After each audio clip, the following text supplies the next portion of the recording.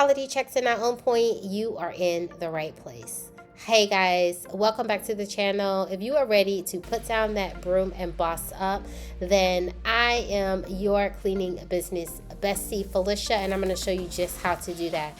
Today, I'm really excited about what we're going to be talking about because we're going to be talking about quality checks and specifically how to conduct a quality check after every job.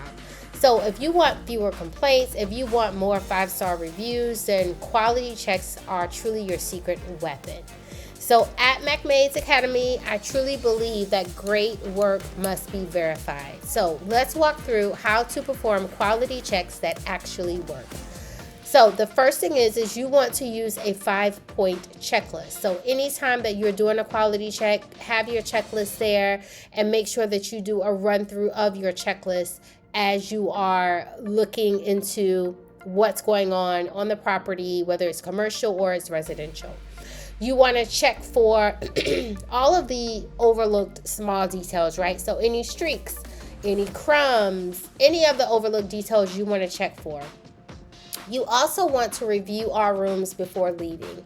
So don't just kind of walk through and peruse, no, do a deep dive and make sure that you review all of the rooms before actually leaving. You want to take 2 to 3 photos for documentation, and then you want to leave a thank you card. Thank you cards really show that very detailed level of approach. It shows that you also really care about the client and want to leave that kind of lasting impression. So thank you cards are great, especially if they're branded. So in summary, quality checks create pride, consistency, and ultimately loyal clients.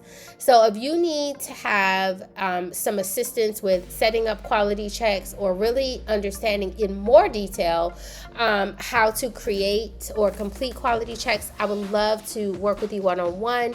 I will leave the link to my one-on-one sessions below, and you can definitely book a one-on-one session.